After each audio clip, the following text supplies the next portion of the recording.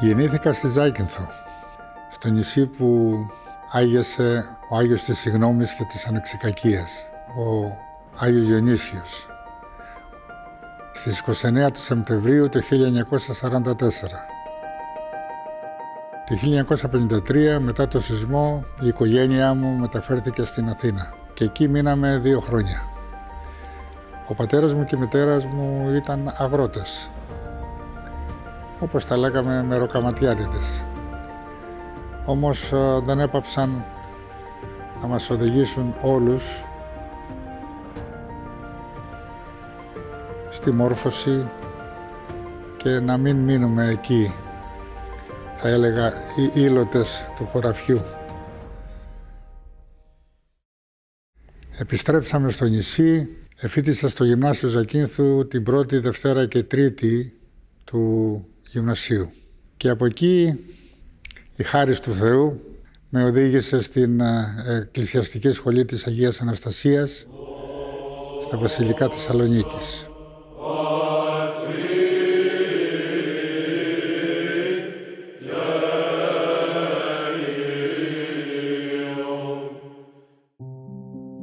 Τόσο η οικονομική κατάσταση και οι πολιτικές καταστάσεις στην Ελλάδα δεν ήταν και τόσο ευχάριστες. Ζήτησα μια κοπέλα γειτόνισσά μου από το χωριό που θα έφευγε στην Αυστραλία. Και εγώ την ακολούθησα, αραβωνιασμένη πλέον,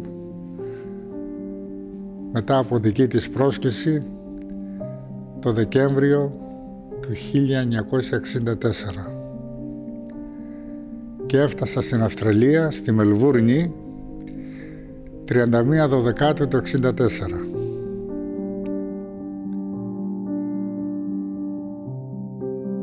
Στη Μελβούρνη μείναμε 6 χρόνια. Αποκτήσαμε 2 παιδιά. Εγώ δούλευα σε όλες τις δουλειές. Υπήρχε η ιδέα τότε ότι ήρθαμε στην Αυστραλία για λίγα χρόνια για να δημιουργήσουμε μια καλύτερη ζωή και κάποιες καλύτερες συνθήκες και να επιστρέψουμε στην Ελλάδα. Όμως το ιερό μεράκι της σπουδής μου στην Αγία Αναστασία, όλα τα χρόνια της παραμονής μου στη Μελβούρνη με οδήγησαν κοντά στην Εκκλησία. Έτσι λοιπόν το 1970, κατόπιν προσκλήσεως του μακαριστού Αρχιεπισκόπου Ζεκίλ, ήρθα με την σύζυγό μου τότε στο Σίδνεϊ και τα 2 μας παιδιά και χειροτονήθηκα διάκονος εις τον Καθεδρικό Ναό του Ευαγγελισμού από τον μακαριστό Αρχιεπίσκοπο Ζεκίλ, και επειδή υπήρχε μεγάλη ανάγκη και έλλειψη ιερέων, την επόμενη μέρα στον Ιερό Ναό του Αγίου Νικολάου στο Μάρκβιλ χειροτονήθηκα πρεσβύτερος από τον τότε Επίσκοπο Θεοπόλεως, νυν Μητροπολίτη Βριούλων, Παντελεήμονα. Την ημέρα της χειροτονίας μου εις πρεσβύτερον, ενθυμούμαι ότι ο μακαριστός Εζεκίλ μου έδωσε 2 γράμματα. Ένα ήταν το χειροτονητήριό μου και εις διάκονον και εις πρεσβύτερον, και το άλλο ήταν το διοριστήριό μου εις τον Ιερό Ναό του Τιμίου Σταυρού στο Wollongong.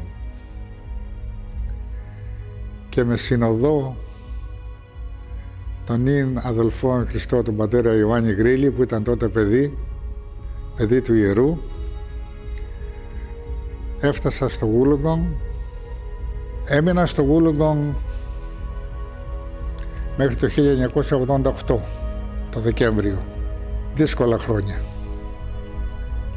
Εκεί αποκτήσαμε άλλα 3 παιδιά με την πρεσβυτέρα μου πλέον. Έγιναν λοιπόν 5 τα παιδιά. Καταλαβαίνετε με τις συνθήκες της τότε πόσο δύσκολα ήταν να μεγαλώσει κανείς οικογένεια σε μια απομονωμένη ενορία, και ο λόγος ο οποίος ζήτησα μετάθεση για το Σίδνεϊ ήταν διότι τα παιδιά έπρεπε να πάνε στα σχολεία, να μορφωθούν περισσότερο οι συνθήκες στο Σίδνεϊ ήταν καλύτερες, πήρα μετάθεση και ήρθα στον Άγιο Σπυρίδωνα του Kingsford, στον οποίο υπηρέτησα 5,5 χρόνια. Το 1993, με παράκληση του Αρχιεπισκόπου Στυλιανού, ανέλαβα εδώ στον Ιερό Ναό του Αγίου Στεφάνου στο Helston Park. Πρέπει όμως να πω ότι βρήκα έναν πιστό λαό εδώ, οι οποίοι και με αγκάλιασαν, αλλά και στήριξαν το έργο της ενορίας. Με αποτέλεσμα να μείνω εδώ άλλα 18 χρόνια. Το 2011 δεν ήταν και τόσο καλά η υγεία μου και ζήτησα να συνταξιοδοτηθώ.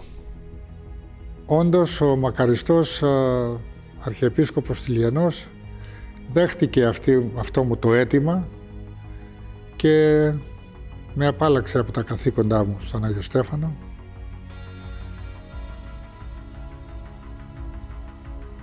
Και έκανα ένα ταξίδι στην Ελλάδα με την οικογένειά μου και διέμεινα εκεί 3 μήνες και πλέον. Αλλά επιστρέφοντας, μου ζήτησε και πάλι ο Αρχιεπίσκοπος να υπηρετήσω για μερικές εβδομάδες στον Άγιο Νικόλαο στο Μάρικβιλ. Με αποτέλεσμα, αντί για 6 εβδομάδες έμεινα εκεί 6,5 χρόνια.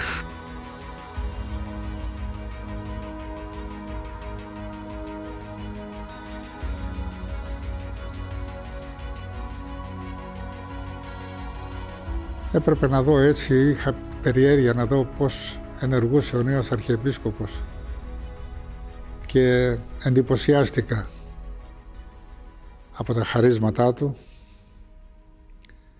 την ηρεμία του προπάντων, διότι οι ιερείς δεν είχαμε πάντοτε ηρεμία με τους αρχιερείς μας,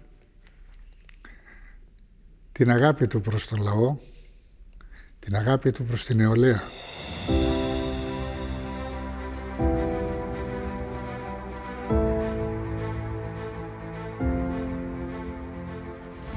Τούτη η νέα εποχή υπό την πνευματική καθοδήγηση του Αρχιεπισκόπου μας ανήκει περισσότερο στην νεολαία μας.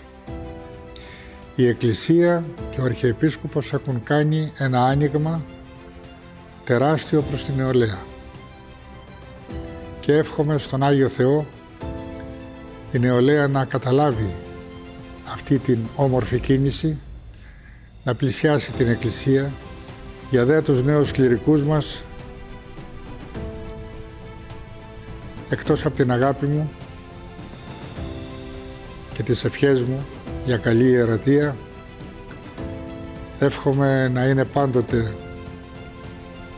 οι καρδιές τους και οι ψυχές τους ανοιχτές και τα χέρια τους ακόμα να αγκαλιάσουν όλους τους πιστούς, αλλά ιδιαίτερα την νεολαία. Η νεολαία μας το έχει ανάγκη. Το διάβα της ιερατικής μου ζωής πέρασα πολλά. Εκείνο το οποίο υποσχόμουν πάντοτε στις ενορίες που μου πρόσταζε η Αρχιεπισκοπή να υπηρετήσω, υποσχόμουν στον πιστό λαό του Θεού: αδελφοί μου, δώστε μου την ευκαιρία να σας υπηρετήσω με ζήλο και αγάπη και επίσης δώστε μου την ευκαιρία να ζω τις δικές σας χαρές, να τις κάνω δική μου ευτυχία και τις λύπες σας και τα προβλήματά σας δική μου πίκρα. Νομίζω ότι αυτή είναι και η αποστολή του ιερέα.